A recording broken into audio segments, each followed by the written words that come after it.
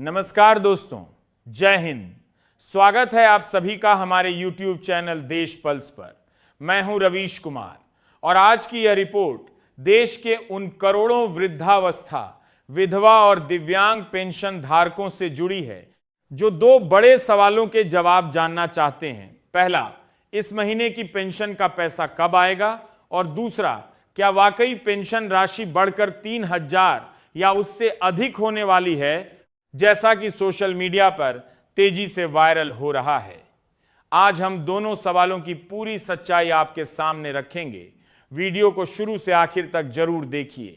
दोस्तों, शुरुआत में ही एक जिम्मेदार पत्रकार के तौर पर मैं ये स्पष्ट कर देना चाहता हूं, जब हमने 3,000 पेंशन वाले इस दावे की पड़ताल की तो हमें किसी भी केंद्र सरकार या राज्य सरकार के आधिकारिक पोर्टल पर इसकी पुष्टि नहीं मिली।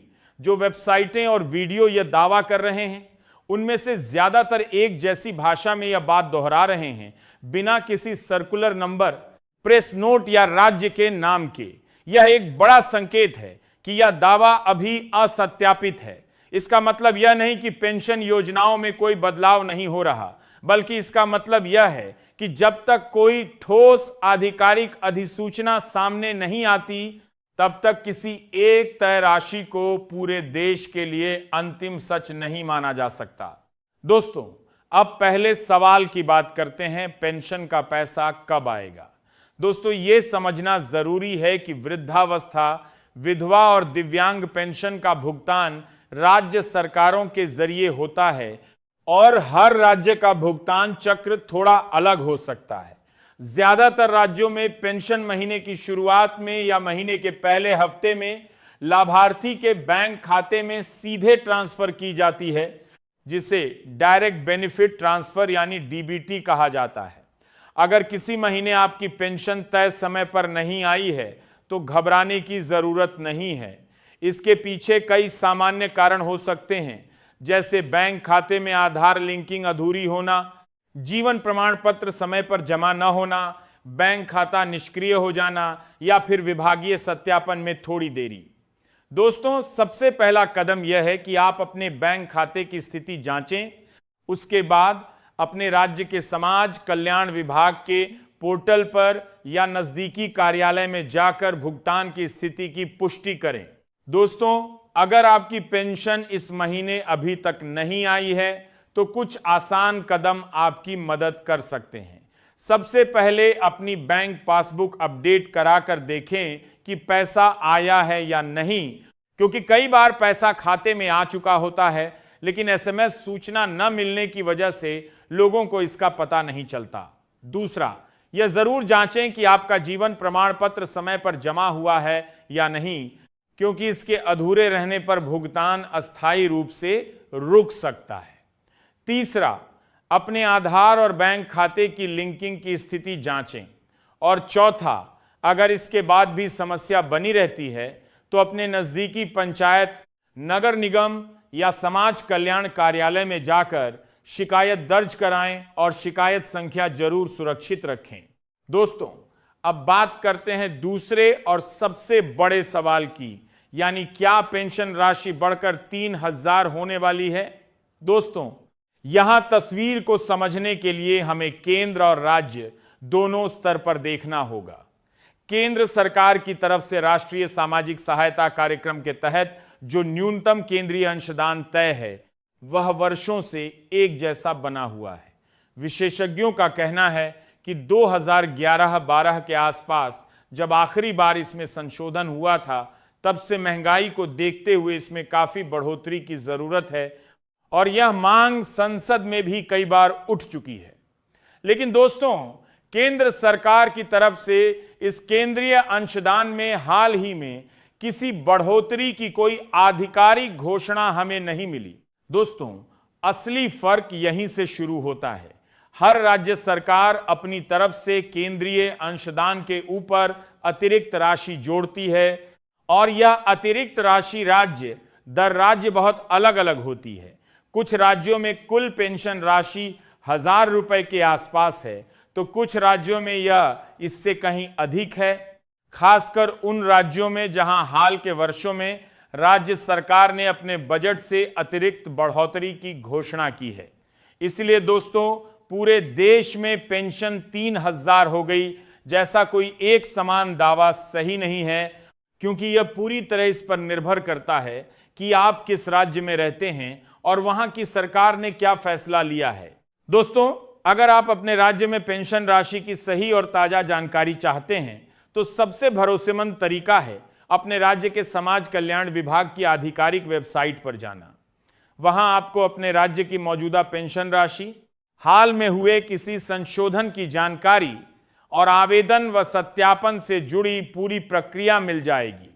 दोस्तों, यह भी जरूर याद रखें कि किसी एक राज्य में हुई पेंशन बढ़ोतरी की खबर को पूरे देश पर लागू मान लेना एक आम गलती है जो वायरल दावों को और उलझा देती है। दोस्तों, अब बात करते हैं इन दावों के पीछे की एक और आम समस्या की। जब कोई वेबसाइट या चैनल बड़ी खुशखबरी अब मिलेंगे 3,000 जैसी हेडलाइन बनाता है तो अक्सर उसमें एक अहम शब्द छुपा होता है, हो सकता है या प्रस्ताव पर विचार हो रहा है। लेकिन हेडलाइन में यह अनिश्चितता गायब हो जाती है और सिर्फ बड़ी राशि नजर आती है, जिससे यह भ्रम बनता है कि यह पहले से तय हो चुका है।